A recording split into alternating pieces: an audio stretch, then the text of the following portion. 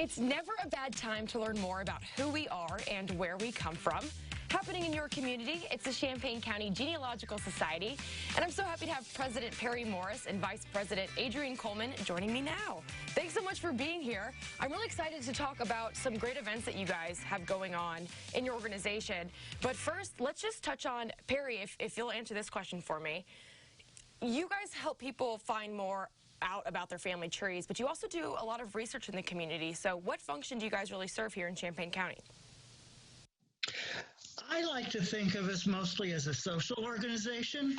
It's a place for people interested in genealogy to get together and talk about genealogy in particular, and discuss new things that are available. As everybody, all of us and everybody else is now going to everything online, and so keeping the human element of being able to get together, even if it's over Zoom like our meetings are now, which has actually increased our attendance, is a good thing to have, to keep those human networking going. And speaking of stuff over Zoom, I wanted to talk about this event you guys have coming up this month, because it's all about preserving your family's oral history and how, we can call Grandma over Zoom and record that interview and learn more about her. So, Adrian, tell me a little bit about that.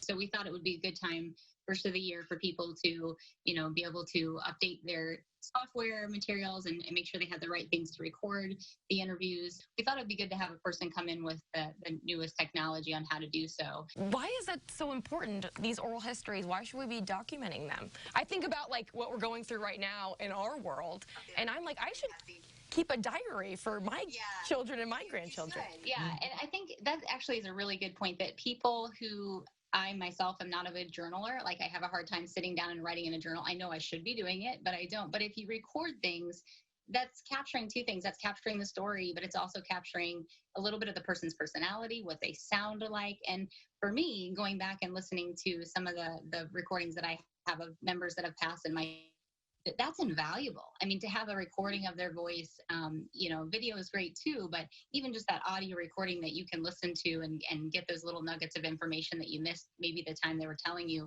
and hear their voice again is amazing. So I think that's something that everybody should try to do. But right now, and I think you mentioned this at the beginning, I felt like it was important because we aren't in contact with a lot of our relatives. We're not able to spend the time that you would normally spend, especially with the holidays. So it's a nice way to reach out to people, not only record the conversation, but also just touch base with them, make sure everyone's doing okay. And it does your heart a lot of good to talk to them too. So we just thought it kind of fit the time frame really well.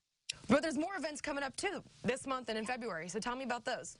So when we were getting together in the library archives, which we did every second Wednesday of the month, we had a research night where people could come to the archives and we would walk them through how to do the research. We don't have that available right now. So what we've decided to do is on the third Wednesday of every month, we're going to have just an hour-long research discussion hour. And that's loosely research, meaning that if you have a problem, a question about how to get started, we're going to have a little panel of people there that's going to be able to help you find the next step or what you should do with your research and where you might be able to go. So that's going to be, again, on the 20th. And then we will have on February, we've decided to go a little bit with a Valentine's theme. And with genealogy, there are several record sets that you should start with, one of them being marriage records. So we're going to have Monique Rivera come in and talk about the history of marriage records. So that will give people, if they're just starting or even a pro, a good chance to sort of get that vital record set down pat, and they'll be able to move forward from there. Becoming a member is very easy. Go to our website. We've got an online membership form. Believe me, it's the best bargain in town. It's like $15 or $20. So it's that easy. So if you're not a member, you can still join us for the meetings. They're free and open to the public. And if you'd like to become one afterwards, we'd really appreciate it. But if you'd like to come try out one of the meetings, please join us on a Tuesday, second Tuesday of the month. Okay, fabulous. Thank you both so much for joining me today. It was so great to hear from you guys.